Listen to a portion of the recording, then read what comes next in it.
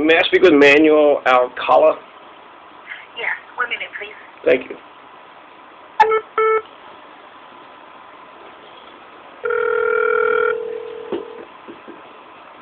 Civil Service, this is Manuel. This is Mr. Alcala?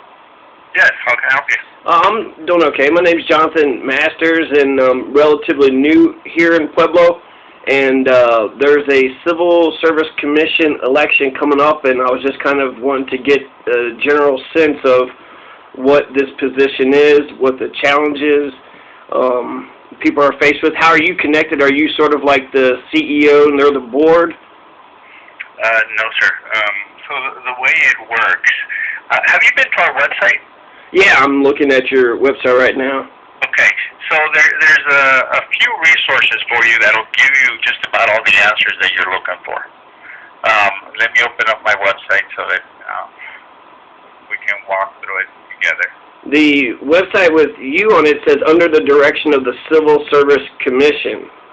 Sure. So if you would, Yeah. where I want to direct you to is under, it says Title 6, Civil Service Rules. Yeah.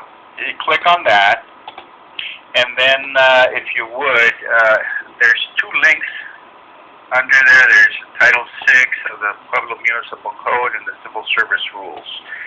Click on Title 6 for me. All right. Thank you for answering my No question. worries, no worries.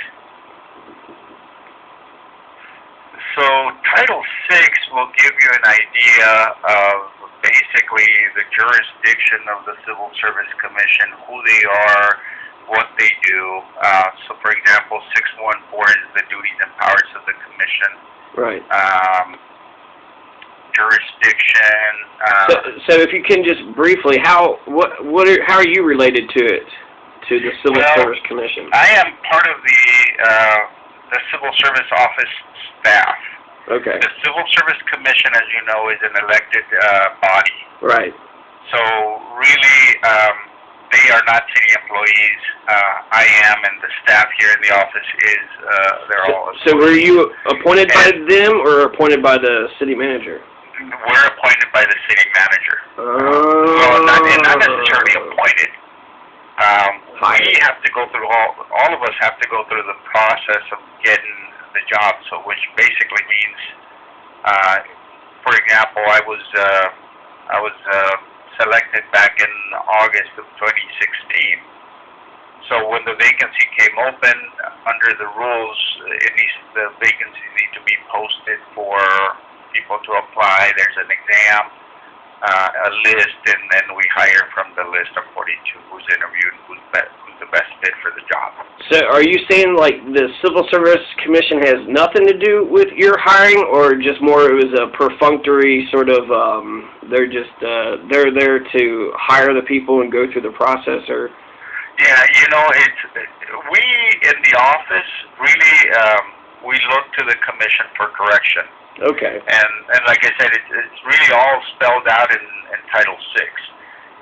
Okay. We look for the commission for direction. So, for example, our primary job, not the only job, but the primary is to hold examinations. So we develop and we administer exams. We take appeals and then forward those appeals to the commission. So there's a body of work that needs to happen here, and as we're doing the work, we look to the commission for direction on, for example, appeals. Okay. Somebody submits an appeal for an exam that we administered. They say, well, you know, some of these questions are not relevant to the job. We need to forward that over to the commission. The commission makes the decision whether the appeal is upheld or rejected. I gotcha. Because it feels like that there is a relationship between you and the commissioners, and it feels very similar to the way city manager and the city council runs. City council is sort of the board of directors, whereas the city manager is the man with the power. So Well, you know, the city manager is responsible for the day-to-day, making sure that the city runs efficiently and smoothly.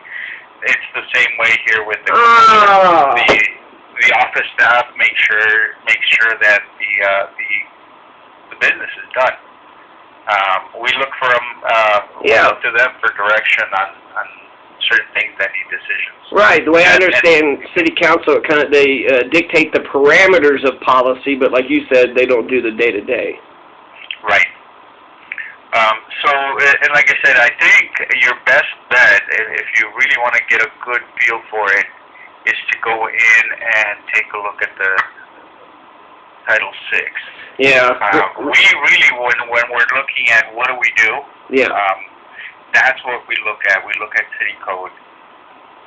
Obviously, not everything is addressed in city code either. For example, Yeah. we have promotional jobs and we have open jobs. So what determines where we go outside or we post internally is the union contract. Hmm.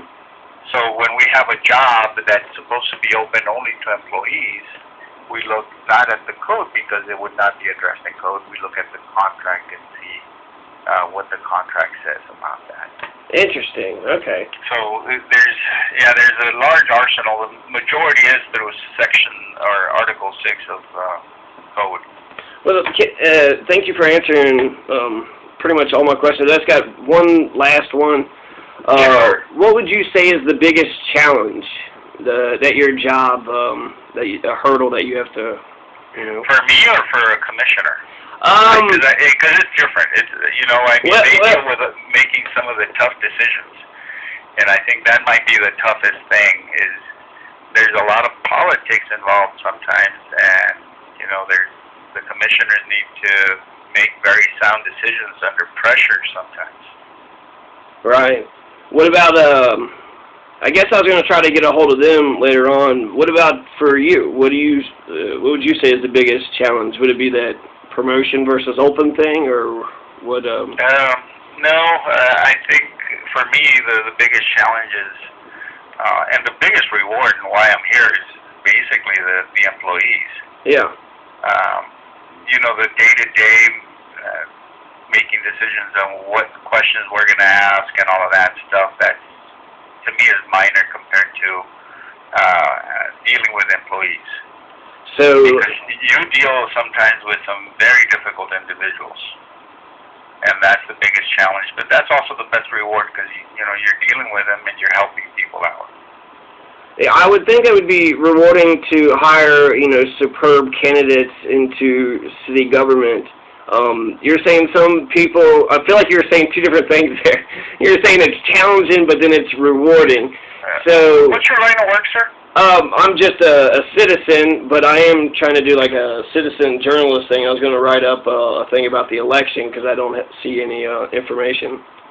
Sure. And the reason I was asking, it wasn't just to pry in your business. It was just basically individuals who work a lot with people understand how it is to work with different personalities.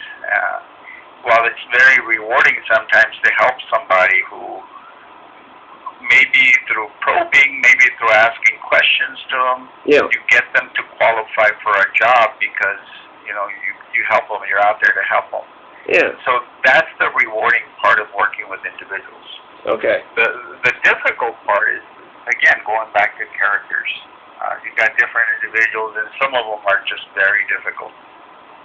And so you kind of like the ebb and flow of people, just working with people. It sounds like you're saying. Yeah. It's both rewarding and challenging. That's really the only way for me to define it for you. Yeah, no, that's pretty good. Is there anything else you think I need to know? As far as just you applying or no, I'm just your name in the hat or I don't know. No, I can't actually. I'm not. I've only been here 9 months, so I wouldn't be qualified to throw my name in the hat. But that does give me leeway to be a honest referee, right? So just kind of say this is what the position is about, and here's what it calls for, and Sure.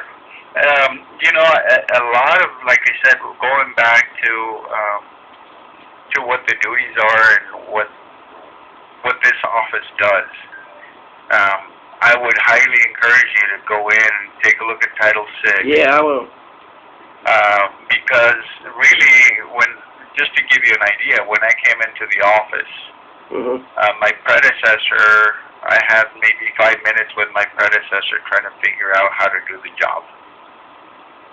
So the only way that I was able to manage anything was going back, taking a look at the civil service rules, taking a look at Title VI, and obviously taking a look at all the different contracts that we deal with. We deal with general service contract, union contract. We have a police union contract. We have a fire union contract, and just becoming familiar with all of those different policies and all those different rules. Right. I've been trying to read the charter too. There's like a whole paragraph about the commission in the charter too, and I was kind of like I get the gist of it, but sometimes what's put on paper and how things operate it could be it could be different.